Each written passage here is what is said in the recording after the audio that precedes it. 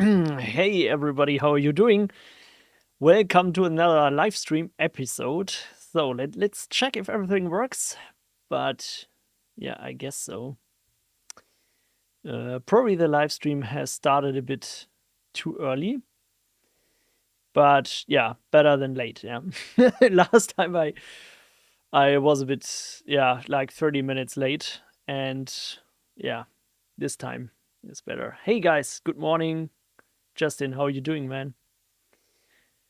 All right, so yeah, I guess everything works. I'm just gonna spend a few minutes just getting into the topics, stuff that I've prepared, so we can talk about some updates that I recently applied to my HomeLab. Some, yeah, I don't know, issues that I fixed.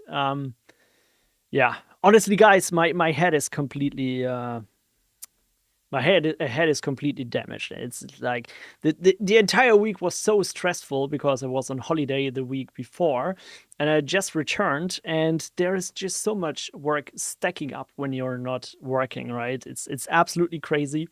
And we are about to go into the last month of this year. It's unbelievable, right? It's in a few days we are already in December, and I still need to do everything, right? I need to prepare Christmas presents and stuff like that. It's absolutely crazy, and I still have so many projects that I wanted to finish this year, and I just didn't have time to do it. Yeah. But anyways, but I'm always complaining how much work I have to do, but I should be grateful for it. So hey guys, how are you doing? Crypto C2O. Moin, moin. Cyber Hornet, hey, live stream. Yeah. Another live stream. That's great, yeah. Um, and hi from Kazakhstan. Oh, cool, nice. I'm sorry, I can't pronounce your name, buddy, because I can't read the letters, but hello from Germany. Great to have you on board. Thanks to everybody jumping into the live streams, even if they're just completely random and just rambling about like some random tech stuff that comes into my mind right now. But it's great that you're here. And I think I've got some a few interesting news for you guys. Or I don't know how interested you are in Kubernetes or in automation, but suppose you're a viewer on this channel, you probably are. So there are a few things that we need to talk about. And also, yeah, about some of the recent updates that I've made to my Boilerplates project. Actually, there's not so much that I can show you right now, but I can tell you I've been working on heavily behind the scenes on the Boilerplates project. As some of you might know, I somewhere in one of the last live streams, I showed you a super early version of a web interface that I started creating for the Boilerplates. And the last weeks, I've been completely banging my head around TypeScript and Svelte and Go. And I just started getting used to it, and I completely changed the entire code base. I refactored the entire front end with a brand new design and stuff like that because, hey, it's just a prototype, but I try to polish things as early as possible in the process because, yeah, it's part of just part of my learning process in coding. And guys, I can't tell you, I've been vibe coding so hard. I've almost exceeded my warp's token or request plan. Yeah, probably 2 weeks too early because I now need to wait like 12 or 13 days until it resets, so I get more tokens again. And I'm almost completely booked out of tokens. They're completely running out. So I've been coding so hard the last 2 weeks. It's absolutely crazy. I had like 2 or 3 tabs of Warp AI coding open at the same time, working on the same project. Just at the end of the day, I found out that one of the approaches that I took was completely wrong. So I needed to refactor it all again, and I did that 2 times until I'm almost happy with the structure that I have right now.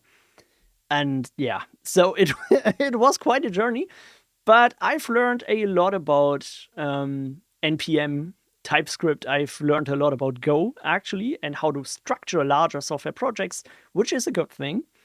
But it took a while. Yeah, it's probably also the reason of this is that if you don't look so often at the code that the AI produces, you don't understand what's going on behind the scenes, and you're just seeing the front end. Everything works beautifully, and you're thinking, okay, great, yeah. Then you start taking a look at the source code, and you're seeing the whole mess that the AI creates, and you're just, oh my god, I need to completely refactor this myself to get the structure right and so on. So yeah, that's what happened the last like 2 weeks. But yeah, it was also quite a fun project, so to speak. And I've actually made good learning progress. So I think in the next live stream, probably in 2 weeks or so, I don't know if I can show you something, but we will see. Yeah, maybe parts of the code base or stuff. Yeah, I just decided that I just be a little more transparent with you about the stuff that I'm working on and just showing you that early in the live stream, so you get a feeling for where this project is going. And yeah, one or another guy in here might help me out as well. Yeah, it would be nice. Watch. Okay, so hey, weird combination. What exactly is the weird combination? I would love to know. And Matt asked, why not use local LLMs? I think I've answered this question a bunch of times in the previous live streams. One of the main issues I have with local AI or local LLMs is that it's just not reliable enough for me personally. So it's just, I don't know. It works like it's like a gambling game, right? So with local LLMs, it works like 50% of the time. So sometimes it works great, sometimes it just doesn't work at all. And my experience with cloud LLMs has just been so much better. And regardless of what these other coding YouTubers say, guys, I've watched so many videos about Qwen free coder, about these CLI programs that these YouTube guys are making videos about, and they're saying, oh, this is so great, you can finally now code with local LLMs and blah blah blah. Guess what? I've tried exactly the same thing. I've banging my head around this shit for so long. I've been playing around with different settings in Ollama. I've tried out LM Studio. I've tried out modifying the prompt, the chat templates, the instructions and parameters. And I just can't make this work reliably enough. Yeah, so I don't know. At the end of the day, I think I'm just wasting my time there, right? So I don't know what these other guys are doing on YouTube, telling that local LLMs are so great for agentic AI coding, but I can just tell you from my own experience, it falls behind, right? I mean, it is probably one of the issues that I sometimes see the people are making this. I think like these models are tested in very isolated environments, and these models or tasks are just thrown based on very specific test environments and stuff where everything works great. But in the real environment, there are many edge cases. Environments don't look the same. People are using different tools and different ways of working. And then it just starts falling off, yeah, for me, or it just doesn't work. But yeah, it is what it is. Hey, Christoph, you probably changed your name here, right? But I'm noticing your avatar icon. Plot twist: Christian using AI documentation generators to understand the AI-generated codebase. Yeah, that's probably right. But honestly, hey, I've made some pretty good progress. I mean, once I started looking into the source code of the front-end program, and I started asking questions about what's the best practice. What is super funny when you ask LLM about, is this structure best practice? Sometimes it says yes, sometimes it says something entirely different. And at the end of the day, I thought I tried that 5, 6, 7 different times asking different types of questions and always getting different answers. And then I just thought, okay, so just leave that for a second. I went to the Svelte documentation page, and there was a really clear instruction about how to structure a project. So it was like 5-6 paragraphs to read, and it immediately clicked, right? So I thought, okay, this is super easy to understand. So why is LLM having so much trouble following these instructions on the official documentation page? I don't really know why, but yeah, that was quite a journey. But once I told the LLM to say, hey, please look at this documentation page and tell me what to do, then it worked. But you specifically have to say, hey, please go to the Svelte documentation page, look for best practices, or tell me what's in the document, according to the documentation, what's the best practice for structuring the project. So then the answers or results are getting better. So that was my outcome. But yeah, again, quite a journey. Sometimes you just have to do stuff manually at the end of the day. I absolutely hate it sometimes, but it is just the truth. Yeah. Sometimes you just need to sit there and actually read something and do something yourself. Yeah, which is annoying, but it is what it is. Yeah. So, but yeah, just some funny stories about AI coding. Yeah. I think it becomes a pattern in these live streams. Yeah, I'm always complaining about this, but I think the more time I spend on this, at the end of the day, I think we're getting a really great project. We're really getting a good product that we can use. Yeah. The other day I was torturing ChatGPT for 3 hours with HA proxy configuration issues. It was just running in circles, coming up with the most ridiculous suggestion. But it was very easy. Yes, sometimes that happens. Really, I have the same experience sometimes. But also, there are many other cases where I can fix issues in just a few minutes that I personally would have spent hours on, right? So it's not always bad experience. It's sometimes really great, sometimes really bad. It's like gambling somehow, right? But yeah, I just think that we need to learn when to use AI and when not to use AI. So that's probably what it comes down to. But just my 2 cents, yeah. But I don't know what other people are saying about local LLMs. I know I'm shitting on local LLMs and local AI coding almost every live stream. But it's just until this day, nobody actually told me what setup works good. I always hear people saying the same thing, right? So I don't know. Maybe these local LLM fanboy YouTubers are doing something entirely different, but I don't know. Yes, I'm almost ready for the Minecraft demo tomorrow. By the way, yeah, that's a great segue into the first topic that I want to talk about. I talked to the guys yesterday, and it was so funny because they showed me some numbers about it. By the way, let me just throw it up here. So for those of you who don't really know what's going on, let me check. Oh yes. So tomorrow I'm joining a webinar, and that's from or hosted by me and people from Cast AI.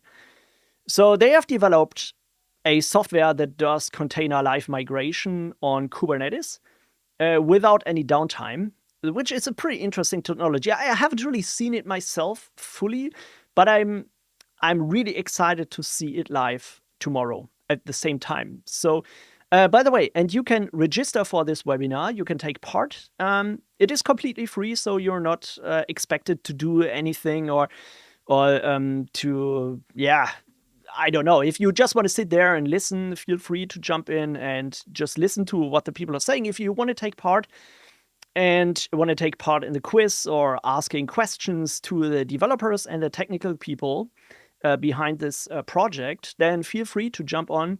And it's they told me it's going to be very interactive. So it's just like, yeah, hanging out together. They're doing a short presentation, but it's not going to get dry. It will be an interactive webinar where, yeah, they show you some live demos and you can ask questions. Yeah, let me try to put this into the chat right now. I don't know why my copy paste is not working, but I'm sending you the link right now. So, yep. So again, feel free to sign up. What is super cool about this is that they're doing a live demo with Minecraft server. So they're playing Minecraft while the server is running. They're doing a live migration.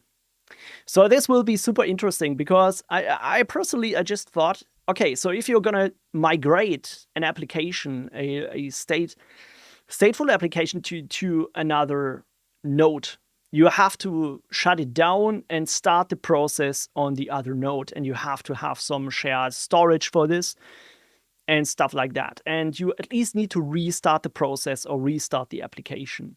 So the fact that these guys are doing the migration while the server is actually running and processing stuff is super interesting and exciting. And honestly, I haven't seen anything like this before.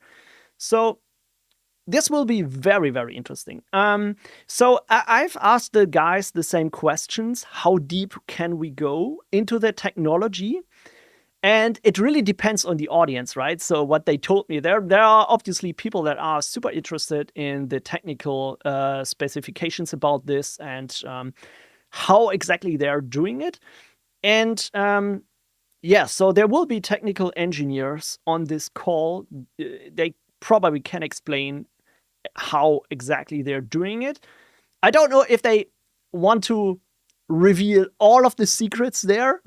So I don't know, because it's also part of their intellectual property. So it is actually a pretty difficult task. Yeah, that's what they told me. So they invested a lot of resources into developing this technology. But I think we're getting some good explanation on how exactly this technology is working, what are the capabilities and stuff like that. And by the way, what it also might be interesting, you will have the chance to win Cast AI swag and AirPods Pro free, which is also nice. So again, it's completely free. If you're just there for the AirPods, then hopefully not. Yeah, that would be a bit unfair. But yeah, so if you're interested in Kubernetes, you're interested in the technology, and you want some free swag, jump on board, register for the webinar, and I see you tomorrow at the same time. So I think that will be a lot of fun. And yeah, technically for me, super, super interesting. So I guess this is, obviously, I don't really know, to be honest, if there is a community version available. I think not, because they have some parts of their solutions are free, but most of the stuff around Kubernetes, they originally started with their technology about automated Kubernetes cluster optimization, which is not free. But this allows you, probably, I don't know if I can turn off dark mode, but this allows you to auto-scale Kubernetes clusters and run containerized workloads more efficient and save cost, especially if you're running on cloud environments, right? You can hook Cast AI into your systems running on, I think, AWS and EKS and so on. And it's going to optimize the cluster resources so that you're spending less money. And it's doing this automatically, right? And they also have this feature added for the zero downtime container live migration, which I probably think is part of their enterprise solution. So that's about the webinar. But you can ask all of the questions tomorrow. They probably will tell us more about this. Again, I personally haven't seen this feature myself yet. But yeah, I think this will be super interesting and probably a fun webinar. All right, so yeah, so that's it. You have the link in the chat. Feel free to register if you haven't already done it. And if you just want to hang out and see what they're building, yeah, just sign up. That will be a lot of fun. Here, by the way, here are the people at, so I obviously will be on board. And the field CTO from Cast AI. These are also German guys, by the way, so will also be interesting here, right? And the regional account executive. So there are some senior people on this call who can ask all of your questions. All right. Let me read some of your chat messages. I need to read some of this stuff. Somebody said, thank you for your authentic videos. Oh, thank you so much. Yeah, I'm glad they helped you. I've used local wizard coder and Copilot, and they both give me equal parts frustration and help with coding. Yeah, it's good to hear that I'm not the only guy having problems with this. Did you plan to go deeper on Docker Swarm after traffic video, like monitoring, deploying services, CI/CD, and stuff? Good question. I don't really know. I think what I mainly focused on with the Docker Swarm video was to have some tutorial on, yeah, so some beginner level tutorial, because I'm myself still a beginner when it comes to Swarm, even though it's actually not that complicated. But I think there are still a few open questions that I need to solve, especially around storage. Storage is always a big pain in the ass, to be honest, especially with clustering and shared storage. And the main issue I'm having is that my HomeLab, I try to shrink down my HomeLab as much as possible to have a better power consumption, better efficiency, and not waste so many resources. But the other problem is that I wanted to experiment with free node shared storage, like Ceph, for example. But that on the Proxmox level requires 3 nodes minimum, yeah, which is a problem. I only have 2 nodes, and I'm not planning to add a third one just for testing, because I don't know. Why should I do this? So I'm currently in the phase of, yeah, shrinking this a little down. And maybe next year I'm starting to look further into this, but currently not. Yeah, I know the question was around Docker Swarm, but I think shared storage is, I think it's like the requirement for this, because what I'm doing right now is I'm using Docker Swarm, but mainly just with placement constraints, because I currently I didn't have a good, reliable solution to have a shared storage. I'm currently using NFS, which is somewhat reliable, but honestly, I'm looking for something better. I'm looking for something more solid. And my ultimate solution, or my vision for the future HomeLab, would be having 3 Proxmox nodes, having a Ceph storage that is replicated on all these 3 nodes that I can hook into with the Docker Swarm, or with individual nodes or containers. But I don't know if this is really possible. So if Proxmox is managing Ceph, can you connect containers to that storage that are running on the VMs? Or does only the Proxmox cluster has access to this shared storage? I don't know. I need to find out, but I have no environment to test this, unfortunately. That's a bit unfortunate, but yeah. Okay, yes, I do that. Okay, so yeah, that's good news. I thought that it would work, but yeah, you probably can. Are you on Discord, by the way? So if you could send me some details how exactly that works, it would be great. But just be patient. I will have I probably start looking into this somewhere next year, like February or so. Until then, I'm so busy with other projects. But that would be my main goal. So the thing is, I need to buy new devices for this, because my current servers they're kind of efficient, but I want to buy new mini PCs for this. I want to get rid of this big rack server cases, honestly. I like them, but let's be honest, the server rack is just taking so much space. And the last year has been really focused more and more on software deployments, just recently coding, AI, automation, stuff like that.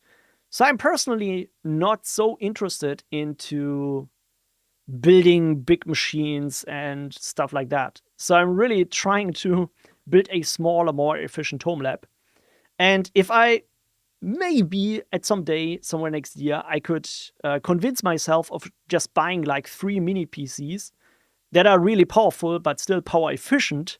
I could start working on this project. I think that would be great. But that requires, I mean, an investment probably, yeah, I don't know. I mean, 3 mini PCs that are powerful cost around like a few hundred euros. Then you need NVMe drives, you need RAM, which is currently a big issue, I think.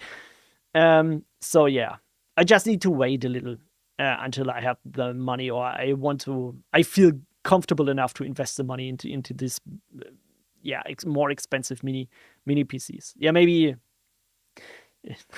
MS01. Yeah, maybe. I'm looking into this MSA2 currently. That would be interesting.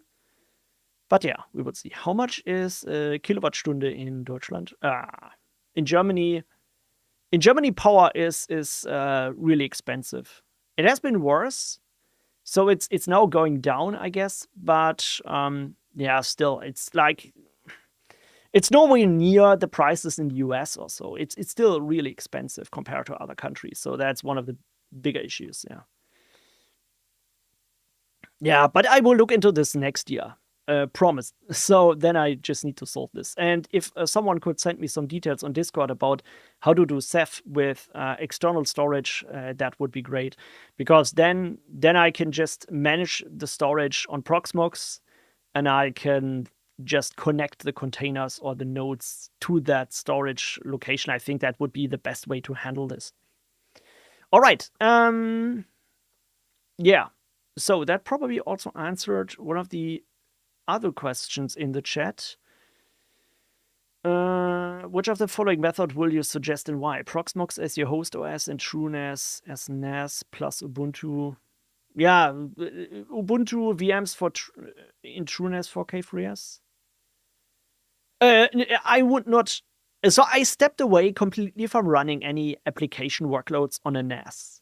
I know you can do this, and I know many people do this, but I'm not a friend of this. I just don't like running any application workloads on NAS systems. Yeah, I don't know. Just maybe it's just me, but I like to separate this, storage from application. At least like the idea of a NAS storage, right? Let me check. I can send you a link to Discord. You should also see this in the About section, but let me copy this.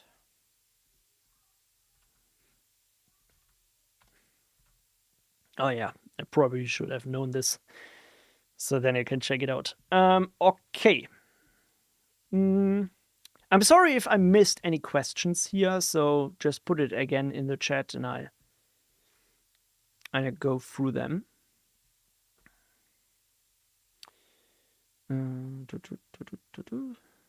Yeah, I think we covered most of the important stuff.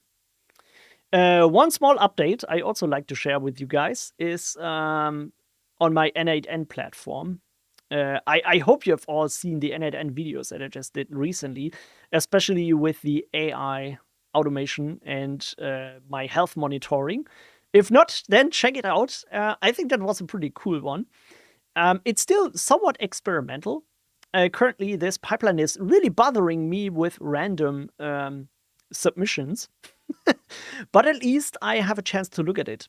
The only thing that I just recently changed is I switched from OpenAI to Google Gemini. And the main reason for this is cost, right? It's like running these pipelines. Someone in the comments said this to me. Hey, why you're not using Google? And actually, that's one of the questions I asked myself. So why the heck should I use OpenAI if I need to pay for each and every token, if with Google Gemini you get it for free? I mean, if you look at the documentation, you can see that here in the rate limiting. So if you are on Gemini free plan, you have a limitation of requests per minute, tokens per minute, and requests per day. So this RPM, TPM, and RPD. And if you scroll down, you have a list of, here in the free tier, you can compare what models are available in which or what is the RPM, TPM, and RPD. What is super interesting, I just switched my pipelines here to the Gemini 2.5 Flash model. I know that recently Google released Gemini 3 Pro, but that is only available in the tier 1, 2, or 3, at least here, as you can see it. In the free tier, you only get access to Gemini 2.5 Pro or Flash. But honestly, I tried that a little, but I personally, I switched to Gemini 2.5 Flash. So I just found out that that would be enough for what I'm using it for. And you have a super high RPM, so you can do like 10 requests per minute, which is a lot. And in RPD, this is probably the most interesting value. Requests per day is 250. So if that pipeline runs 250 times a day, combined for each pipelines, of course. I mean, you could probably create a second or third account if you want to cheat a little, but I think it's just not worth the maintenance. Yeah. So I personally would have switched to that for all of my pipelines, and that works pretty well. So if your N8N automation pipelines don't run more than 250 times a day, I mean, you probably have to take care, because some of these pipelines, especially when they're using tools, they run multiple times. So like 2, 3, 4 times, depending on how much rounds the AI model needs to do the requests. So that can probably be, yeah, a little more. But as long as you are in that RPD range, you're completely, yeah. You don't. You're just using the free tier. You don't have to pay for anything, which I think is much better than using OpenAI and you need to pay for each and every request. Just a small tip for anybody playing around with this. One of our lecturers called the software NightN. Okay, yeah, whatever. I mean, if you're developing an application and you're using such a dumb name, yeah, you shouldn't complain that people call it whatever they want, right? So just come up with a better name, yeah, and don't create confusion around the internet. So then you probably don't have this issue. I always say that's my answer whenever a software company says, "Oh, my software is actually called this and that." Yeah, just create a simpler name, yeah. Have you tried Claude Opus 4.5 already? No, not really. Honestly, I try to avoid running such a big model most of the times, but there are certainly some, yeah, I don't know, some tasks where I probably should do it. But it's, again, this is such a big model. It's just eating up your request tokens. It's so fast. So I try to avoid it. But yeah, it's obviously, it should actually be more intelligent than the Sonnet model. But yeah, I personally haven't tested it. Have you, by the way? If yes, what's your experience? So I haven't tried it out yet. I just wanted to show you this here, so that's pretty nice. Gemini is free because they train the model on your data. Yeah, I mean, which company is not doing this? Honestly, I think every AI company is doing that. Or am I wrong? I mean, I certainly don't know, but that's my assumption. I mean, they have to train that on something. Yeah, so, and with cloud models, I don't think that they are necessarily training it on each and every request. I don't know if they're doing this, but it wouldn't surprise me, right? It's at the end of the day, these companies that just want to. It's a race, right? And every company is currently so under high pressure bringing out these models. Yeah, no worries, Cyber Hornet. So see you tomorrow. It will be fun, yeah. So if you just take a look at this, right? Once Gemini 3 was released, no, it started with. How did it start? I think it started with. Did it start with Qwen 3, or when Qwen 3 was released, or when OpenAI? No, when OpenAI released its I don't know, GPT-5 or so, Claude was, or Anthropic was under such a high pressure that they just released Sonnet 4.5 in a week later or so, right? Just to have an answer to OpenAI. And now Gemini 3 comes out, and again, like 1 or 2 weeks after Gemini 3 comes out, Anthropic releases Opus 4.5. So this is clearly they have to respond to this, right? And that's why they are just pumping out these models. Honestly, I think whoever wins this, even if there is a winner, companies are just wasting shitload of money with this. Yeah, I don't think this is ever going to be a reliable business model. I mean, maybe at some day, but the hardware is not keeping up to the demand of the AI companies or the AI requests. It's just like companies are just pumping so much money into this thing, and at the end of the day, you don't really know if that's an investment that has an ROI at all, right? So I'm really excited about how that turns out in the end. If there is this, if the AI bubble will explode at some day, or who knows? Yeah, power requirements, absolutely. Power is a problem, but I think it mostly comes down to the hardware, the chip manufacturers, yeah? So there will be a day where there will be a breakthrough somehow. And it's like, I think the power consumption problem will automatically solve if there is a chip that is efficient enough to run this and is like 10, 20 times faster than what we have right now. I mean, just compare this with Bitcoin or crypto, whatever, this crypto bullshit, yeah? In the early days, people were computing this with their CPUs, yeah? Then GPUs, and now they have these specifically engineered, engineered devices for these calculations, yeah?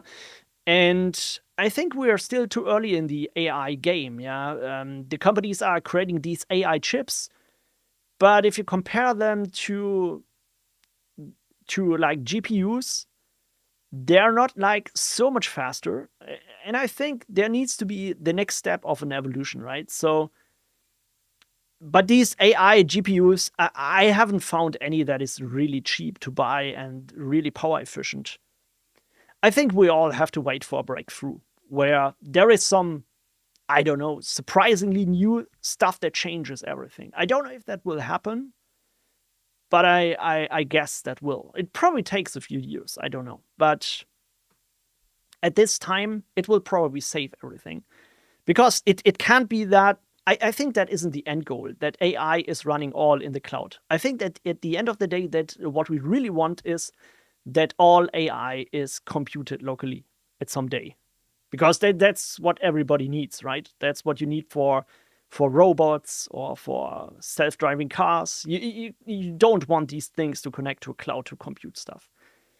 So I think we're just waiting for a breakthrough in chip manufacturing or whatever that brings the new Terminator Skynet chip. Yeah, it's like something like this, yeah. But who knows? Yeah, I'm not an expert in this, as you probably hear. I'm just guessing, yeah. But yeah, these are my thoughts on this. Yeah, who knows? That is also like quantum computing is also something that like people are just talking about like for years and years, and there is actually nothing really new in this space, right? Everybody is talking about it, and yeah, but we haven't seen anything yet, and it's probably years ahead. So who knows? Maybe in 10, 20 years that will be a thing, but who knows? And this probably will change everything, I suppose. Maybe that is this breakthrough I'm thinking about, but whoever knows? Yeah, Christian, I'm curious about what your career path has looked like so far. Oh my god. What was it? When was the last time I talked about my career path? Honestly, guys, I can just tell you my career is probably somewhere in a stale status or something. So it's not really changing. I just had a presentation last time when somebody asked me how long am I working for Sophos, and I tried to count the years in my head, and I think, good question. I don't really know, yeah. And then I just somewhere grabbed my old contract, which is still active, but where the date is, and I'm almost 10 years now working for this company, which is so long, yeah. By the way, I'm one of the youngest team members in the Sophos OEM team. So we have people that are for 20, 25 years working in the company. So I'm not like one of the old men, so to speak. But it's quite funny. So 10 years is quite a long time, especially in tech, right? I heard like every 5 years you should switch companies to get an increase in salary. But yeah, at this time, honestly, I don't really care anymore. It's like I'm super happy with where I am and what I do. Of course, sometimes I hate things, but overall, I'm quite happy with what it turned out. So there is no need to change anything at this point. Yeah, but it's also probably part of the reason is that I'm starting my own projects. Yeah, that I'm currently developing my own kind of like project, software, application, whatever you want to call it. But that's currently where a lot of my energy goes into. Of course, also making the videos. But I'm gonna be honest with you guys. It's currently like somewhere in a state where I don't really know where the path is leading me to. Is it leading me more towards making more content and more videos, or is it leading me into creating a bigger project that turns the whole YouTube thing into something completely different? I don't really know at this point, but yeah, that's also like I'm always juggling between the main job and the projects that I'm doing. And yeah, for my main career, everything is working well, everything is great, but it's not really developing anything. It's not really going in a different direction, and that's okay for me, yeah, because I have this other project, this other baby that is YouTube and the Boilerplates application. This is where currently I'm seeing the most, yeah, development or the most changing parts. Yeah, that's where I'm thinking most about. And the main job is like, yeah, I'm doing this and I'm happy with what I do, and that's fine. So career path is kind of like in this phase for me, which I'm really grateful for, because I know that it's not easy currently in tech career. I know this. Yeah. All right. One thing that let's for example, one quick thing that I want you to update upon is the release for the Boilerplates projects. I know the last release is almost like last month. Oh my god! So I'm always I'm always talking about how much stuff that I've been doing and so on, but I haven't done a release since a month, which is a long time. So I need to be faster. I need to develop more agile, so to speak. Yeah. So I probably need to utilize AI more and more. So to create releases faster. But no, just joking. So the next release will be 010. And I hope to release that somewhere next week. And that's going to change a few things here and there. I've also talked about some changes last time, but I think one of the biggest changes is always when the schema changes. So the variables, the names and stuff like that. That's going to be a big change. I don't know if you're noticing that so much, but 1 less 0, yeah, exactly, yes. I just honestly, this doesn't have any reason at all. The reason why I'm not calling it 008, I don't have a good answer for this. I'm probably, maybe I just wanna do this for myself to just convince me that I have done a little more progress than before. But actually, I could also just call this 008 or whatever. But I thought 010 is always like this. It's not a major, but a minor release is always good when something in the functionality changes. Yeah. Just I'm just shifting numbers. Yeah, maybe that would be good. Yeah, no, I think I'm gonna do a minor release whenever functionality changes. Yeah. And when there are bugs fixed and patches, I can just do a patch. But I think a minor release is when functionality changes. That's, or at least I try to convince myself of what is doing. But yeah, again, because I'm changing the schema to a higher version for the compose files, I've, for example, addressed, or I will address, one problem. And look at this, 205 issues solved. That's quite a lot. So I'm gonna solve. Let's go into the milestone. You can see, whoa, 36 issues closed. You can see that there's a lot that I have done, right? First of all, the biggest change will be that I add support for all other template modules. For Kubernetes, for Ansible, for Terraform, for Helm. Everything that I had in my old legacy repository is going to get migrated to the Boilerplates version. So even though they're probably not done, but they are in a shape that they can be used by somebody. No worries, Dido Labs. So glad that you're here. See you next time. All right. So again, so this will be, everything will be migrated. So, and I'm planning to migrate each and every compose template. So that means nobody can complain that they're not finding something or that there's something missing. There will be, everything will be there. It hopefully works, but I probably cannot guarantee that each and everything works perfectly. But I'm gonna address the issues as soon as they arise up. But I will test everything. I'm manually touching each and every template to make sure that it at least looks good and works for my simple testing. But of course, I cannot test each and every edge case, right? So I can just do a few tests on my machine with most of the standard variables and a few variations, but I cannot test each and every variation.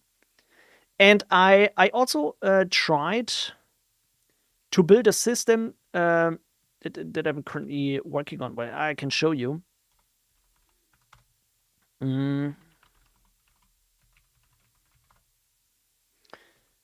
This is called archetypes. I don't know if that's probably not so interesting for anybody who is not into software development, but this is, here they are. Wait, let me show this to you.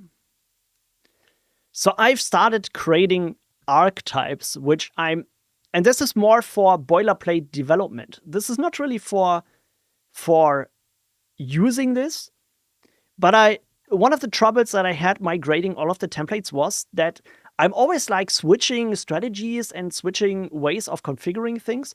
And I've created so-called archetypes that define some basic structuring of the boilerplates that I'm using. So, for example, here I have a structure for Docker Swarm deployments. I have a structure for creating environments with secrets and adding labels for traffic, how I'm managing networks, all of these if-else statements and these conditions and stuff like that. It's a complete mess if you're developing this entirely new for each and every template. Like you don't understand anything anymore. So that's why I created some archetype tool that is helping me to validate this, like listing some validate. Here, for example, I have created a script that goes through all of the templates and starts validating the overall similarity with the archetypes that I've created. So, for example,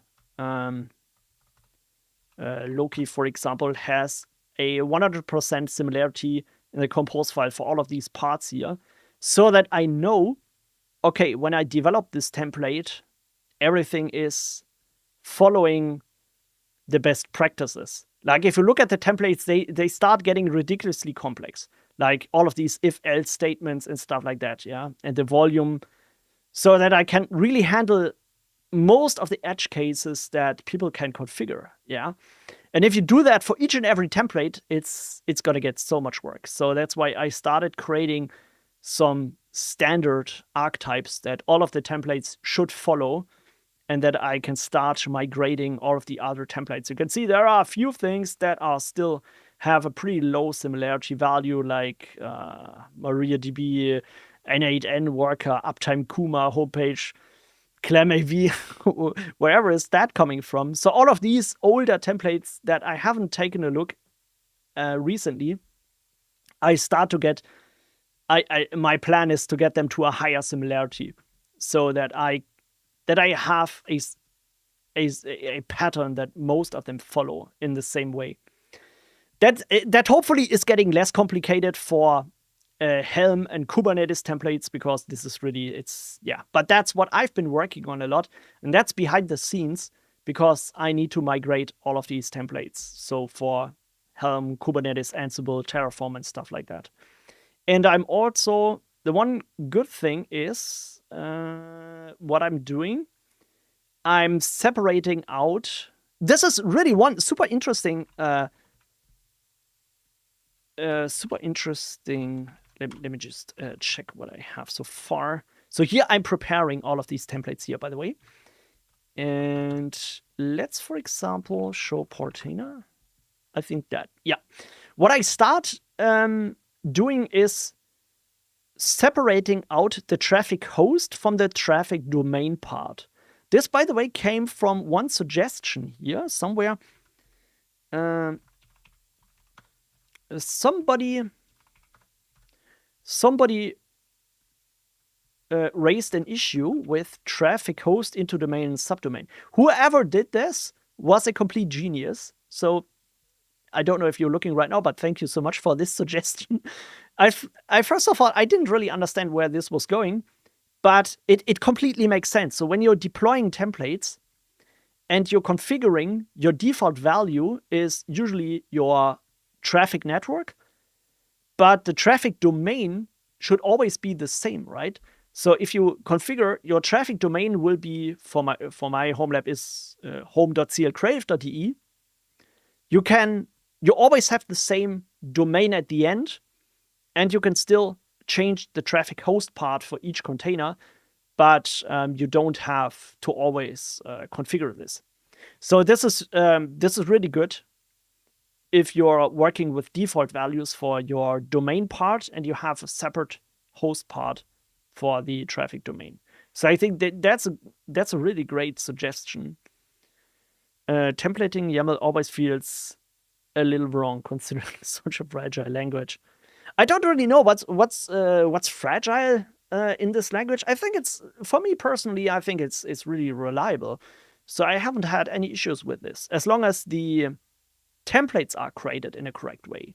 Of course, if you're making any mistakes here, then you're screwed, yeah? But as long as that all functions, and if you're testing everything, that should all work. So for me, I didn't really run into any big issues.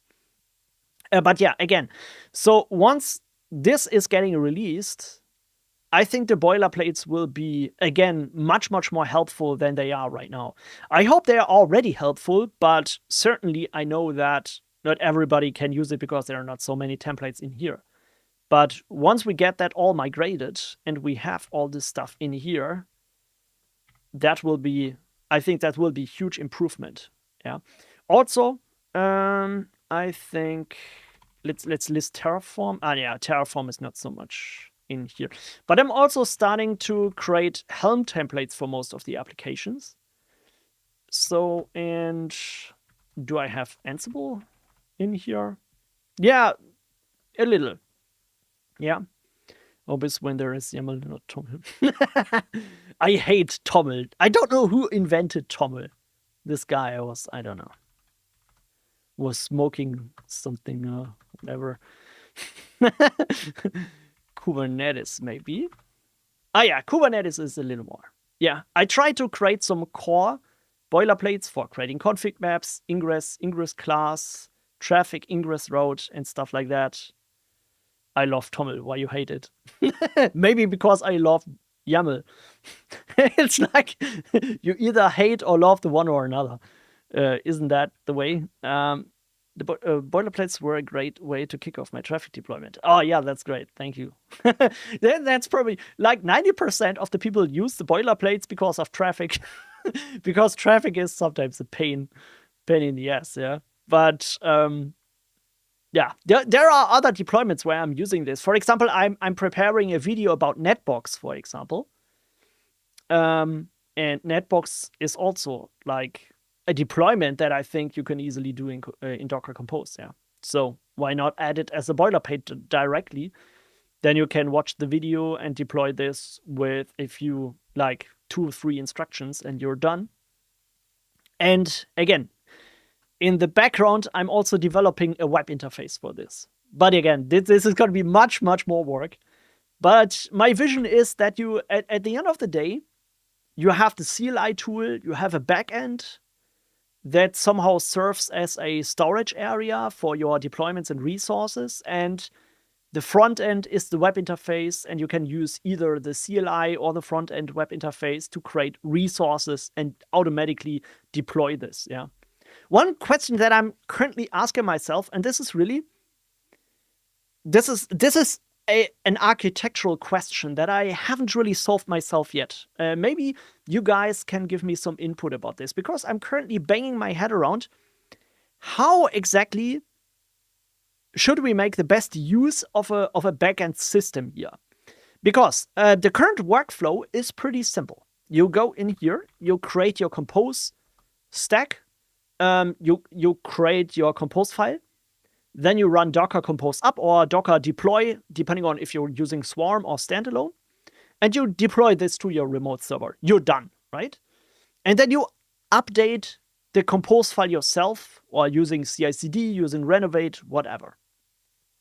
What happens to Ansible scripts or Bash scripts? We could also add Bash scripts to the boilerplate. Why not? What happens to these scripts? You usually execute them, maybe not once, but maybe twice. For example, if you're having an Ansible script that installs the Docker engine or so, you might want to have a boilerplate that has this Ansible script, but you want to execute this multiple times, right? So every time you create a new server, you want to run this script automatically, or you want to manually run this script and provision the server with it or so. So I think, yeah, technically you could just use the boilerplates to create this Ansible script and then run Ansible playbook. But I personally think what would be even better is to have some variables in the Ansible script that are, even if the boilerplate is created, are still configurable. So that means you create a boilerplate for, I don't know if you can follow me, I'm sorry, maybe I'm explaining it a little bit too complicated. But my vision is you have an Ansible script that does, I don't know, a maintenance task or whatever, or a deployment script. You create this with a boilerplate, and then you want to have some form of back-end process where you can schedule this or so and say, okay, always run this Ansible script, I don't know, at a specific time, or once a day, or once an hour, I don't know. I think this could be super interesting to include in a backend system for this, right? Any recommendations for mini PC? I always looked at Minis forum, mini PCs. Great. Maintaining TOML with Ansible is a nightmare. Yeah, absolutely. But I think Ansible is so tied to YAML, and I think you can use J2 in Ansible as well, right? That's what. Yeah, it's sometimes a bit confusing for me because I'm using J2 for creating the boilerplates, but if you want to create boilerplates that have J2 syntax, that's probably not possible. Anyways, I'm thinking about how I could make the best use of a backend system. But guys, I think, and maybe Christoph, you can tell me your opinion on this. I really would love to know, because honestly, when I'm thinking about this tool, about the boilerplates, and creating a backend system for this, I think the most interesting part for me right now is at some point creating an MCP server for it. Because what is the biggest problem with AI? The biggest problem with AI is that it just comes out with random crap, that it's just, I don't know, hallucinating or whatever. What if there would be an MCP server to the boilerplates where you define your own custom boilerplates for AI? Like, I don't know, it can be user accounts you manage in Terraform, it can be servers, it could be application deployments, whatever. And you just tell the LLM, hey, please deploy a new traffic instance on server XYZ. And it uses the MCP server of boilerplates to get the template so that the LLM doesn't create the compose file on its own. It's basically just using what you have defined, and you can manage this in a team or somewhere.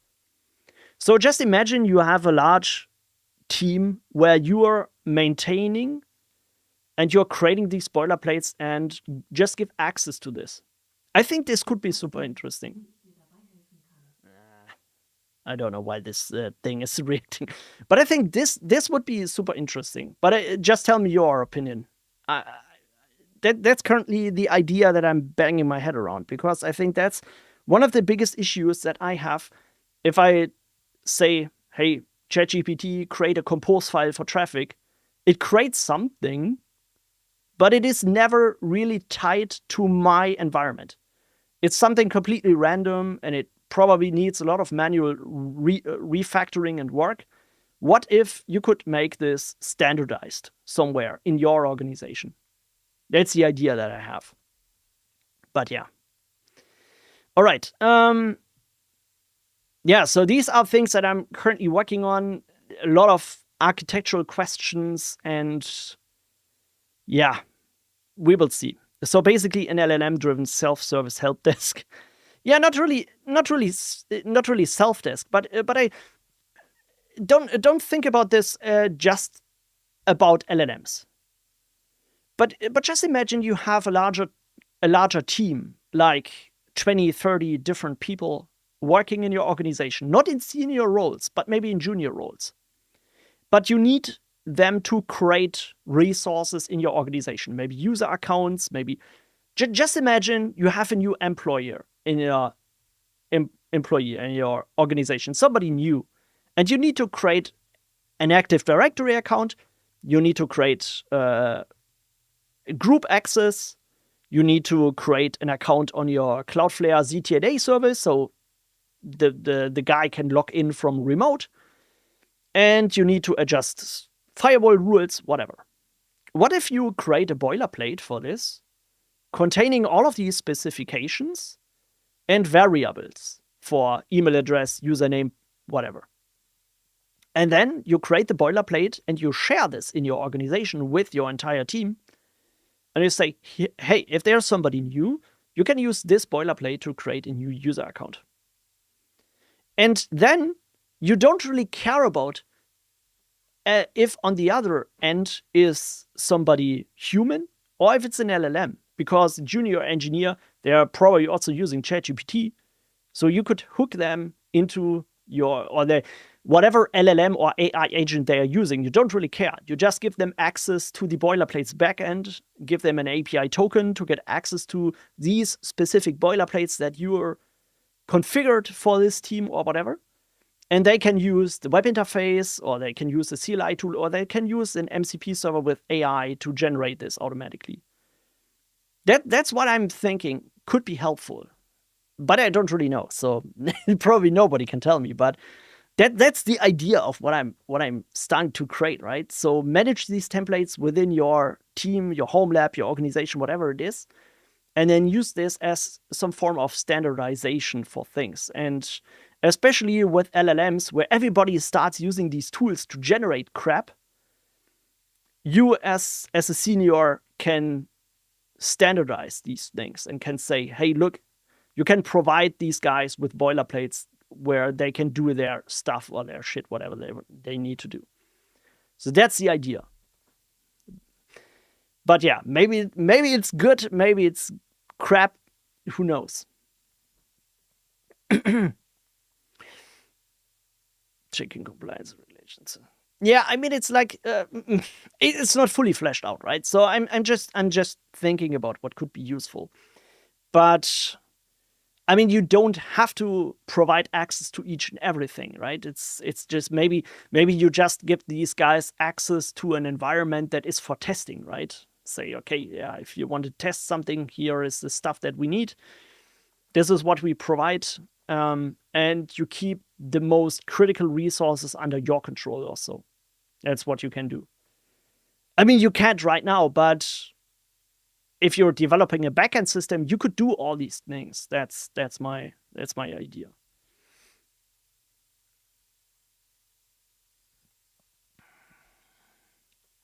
Requested by the others.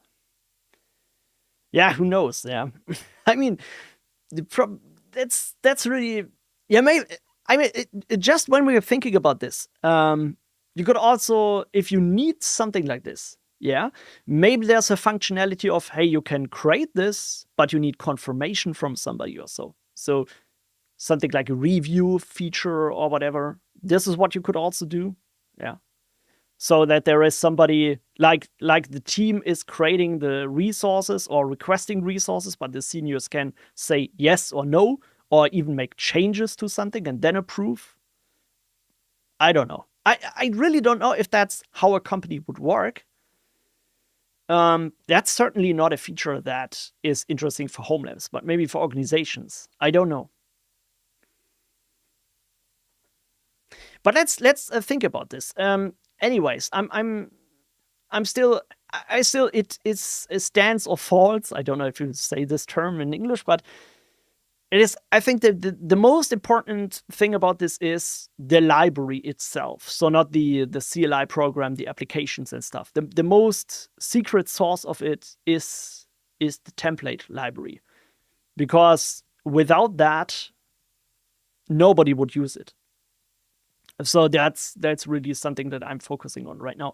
But I'm still thinking about these ideas and thinking about where it could go or what it could evolve into, but we will see. It is indeed an introduction. The reality is that as developing technology is exposed, so the model changes.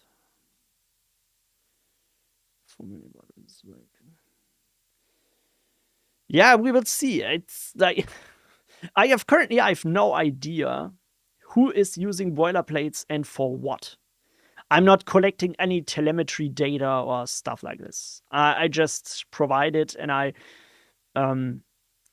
promote it in my videos, and maybe there are just like 10, 20 people using this. I don't really know. So that's something that I'm really a bit nervous about. So am I just wasting my time working on this whole project, and at the end of the day, it's not useful at all? But I think you don't really know if you're not trying it. So I think it certainly could turn into something bigger. I mean, for example, if you're thinking about it, what does a system like Portainer actually do? Right?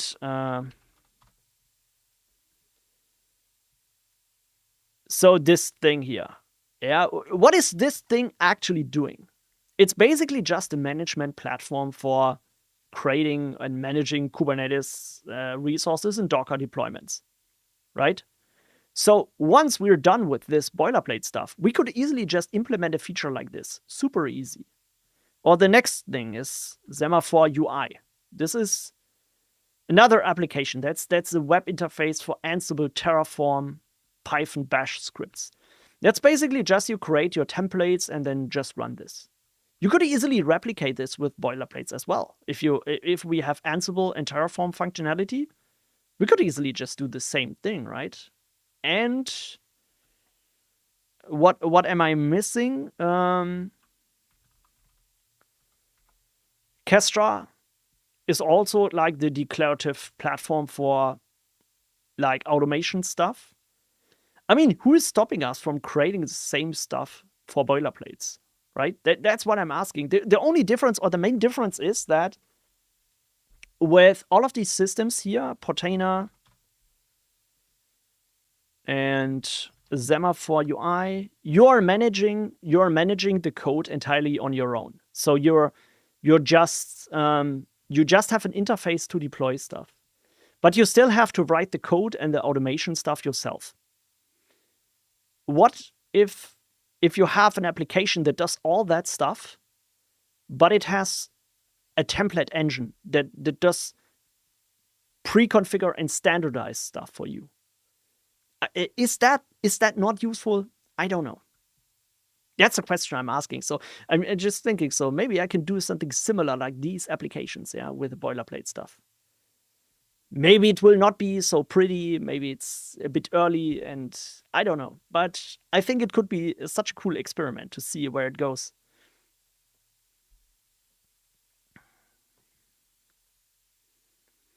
Super useful. We'll definitely give it a try. Yeah, I hope so. If not, I'm gonna be angry that I wasted like months and months of vibe coding for this. But yeah, anyways, I mean, again, the secret sauce is really the template engine. That's really the main part that I have not seen somewhere else. Maybe because it's just a stupid idea, and that's the reason why nobody's doing it. Because it's not working at all, it's not useful at all, that's the reason why nobody does it. Or nobody had the idea before. I don't know. That could also be the reason. But if you see something like this, please let me know, because I haven't found anything. I've just found these applications that do these automatic deployments or scheduling Ansible playbooks and Terraform playbooks or Terraform resources and Bash and Python scripts or stuff like that. But I haven't found anything that somehow gives you a way of standardizing and templating things on you. You have to basically do it on your own. Or you have no infrastructure to easily share and give access to other people to certain parts of it.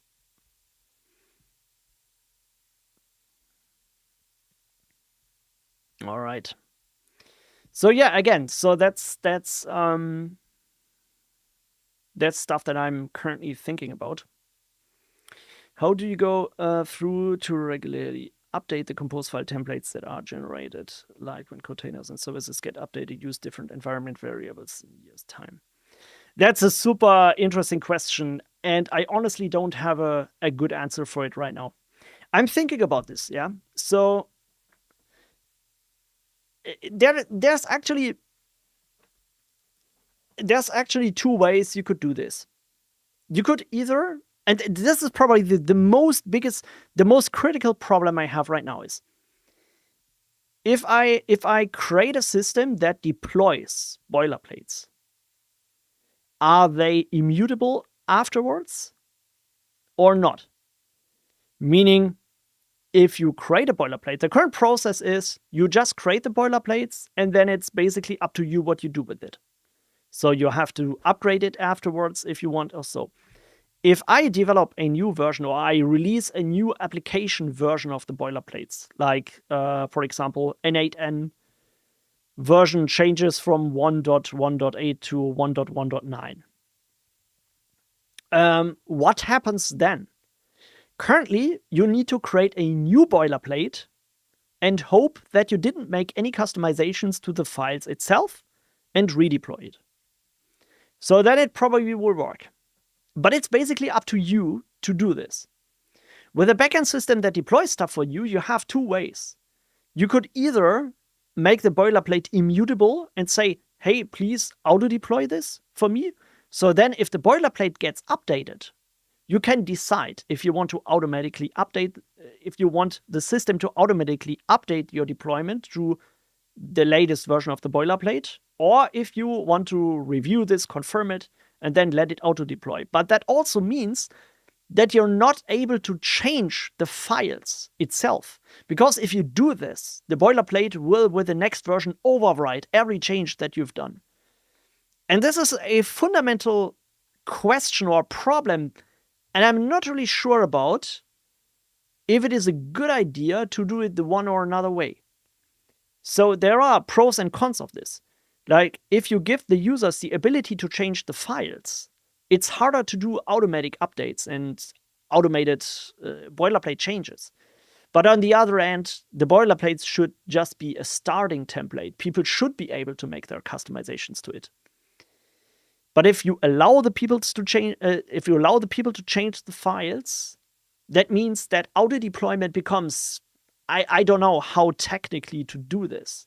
If somebody changes something in the file, how could you do auto updating then? It's nearly impossible because you will overwrite user stuff.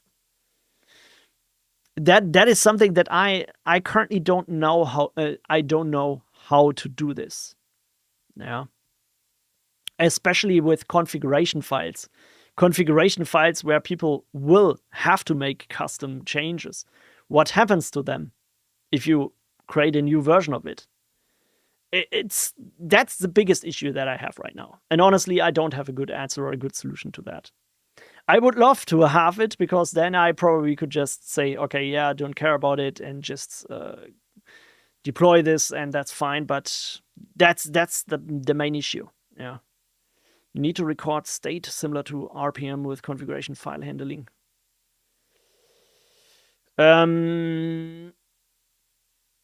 Yes, but what do you mean by state? I mean, you can store the state of what was deployed last time, but what again, you have the same problem when people are changing configuration files or people are changing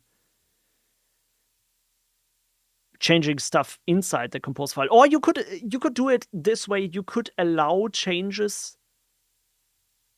You could allow changes to the config file, but you could prevent changes in the compose file or something like this.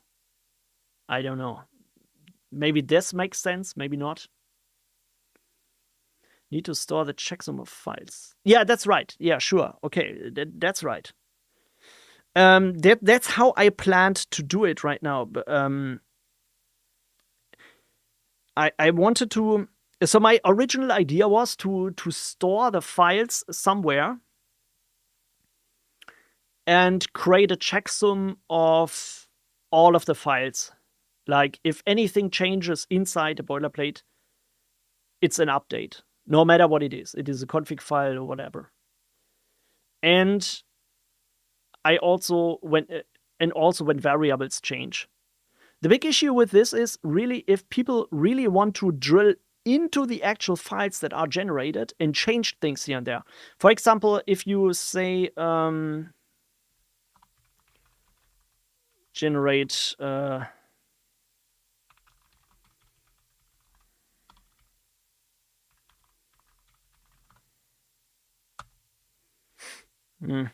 what the heck?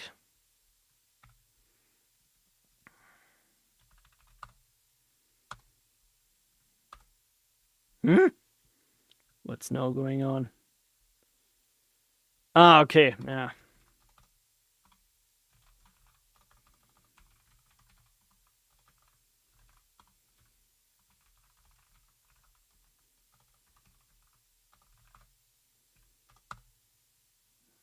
What the heck is now going on? Ah, container name, okay. It's getting late here. Okay.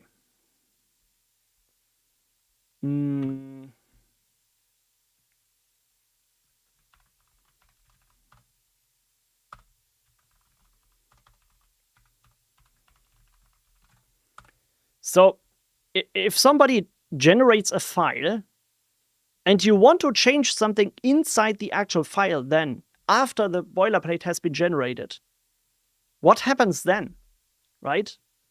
If then the checksum changes, or when the boilerplate's getting updated, changes are going to be overwritten. I don't know what happens then, or if I should even allow this in the backend system. So maybe there can be distinction between backend or boilerplate managed resource or just generate a file. I don't know. maybe you can choose between creating a managed resource, then you're not allowed to change the file afterwards. So you have to change the boilerplate itself to make changes. Maybe that's the way to do it. Maybe do it. Maybe you have two options, right? Just generating files or generating managed resources. Maybe that's the solution. And the resources, you can't change the actual files. If you want things to be changed, you have to change the boilerplates. Ansible playbooks with custom variable overrides by users. Yeah. Hello, first time in the live stream. Hey, glad you jumped in. Yeah, that's currently my biggest issue that I have with this. Which way should I choose? And it's not a technical question. It's more a design question. How do you want this to be designed? What is the actual use case? How would people use this? Would people want to have managed resources, or would people just want a file to be generated and then do whatever they want with it or make customizations to it? I mean, if there is a conflict which cannot be resolved, you would have to request the user to merge and resolve. But you should provide the option to roll back too. That's also an interesting idea. Christoph, you probably know this. Is there a technology is there a technology where I could detect if a user changes something in here and not overwrite this next time? I don't know if that. I mean, Git is doing something similar, right? But is that possible? I mean, I'm a bit nervous about this because that would probably cause even more mess, right? If you're allowing users to change certain things in here and then you're overriding stuff, but you still leave out the changes from the users. Oh, I don't know if that's technically possible. I can't imagine how, but maybe there is a solution. Maybe you could take some inspiration from Git's approach of solving merge conflicts. Sounds like a similar problem.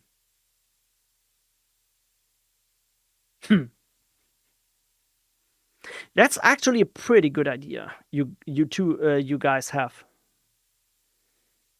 But how to do this? The AI always knows. That's probably something that I would not like to delegate to AI. But maybe I could ask AI if it has suggestions. But it's really okay. Yeah, I mean, this is super interesting. This is the biggest problem that I need to solve. That could still be dangerous because sometimes some variables have match others, like traffic labels. So it's allowed to match. Yes. Yeah, I mean, this is. I think we have to go one step back. We have to think about the actual use case. How are people using this? Currently, I can think about two use cases. If you really just want to create a boilerplate from something pre-created and you want the freedom to do whatever you want, you don't want a managed resource. Yeah, you just want a file to be generated temporarily and then just copy it and upload this to your Git repository and do whatever you want with it. But if somebody chooses that boilerplates should manage the resources, I think then the files themselves should be immutable. This is a use case of you're creating a standardized version that the user cannot change afterwards. Or if you want to make changes, the guy with the permissions to change the boilerplate can make changes, and that's gonna get updated to all resources that originate from it. I think this is the other use case. But I think maybe we need both, and it depends on who is using it.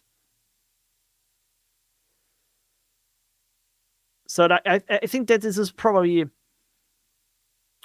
I think another solution should be to use the Helm approach, where you can have your own value file. Oh yes, that is also that's also implemented. By the way, this comes with the next version. So you currently you can set the variables using the -v or var. There will be a var file as well, where you just have a simple YAML file, a variable value, and that's it. That will be in the version 0.10 as well. Docker does the same thing. Like, if it wasn't created with Portainer, it can't manage the container. Yeah, right, true. That's right, yeah. That's because it's an override file would be a good approach. But in this case, we would keep what previously from this possible.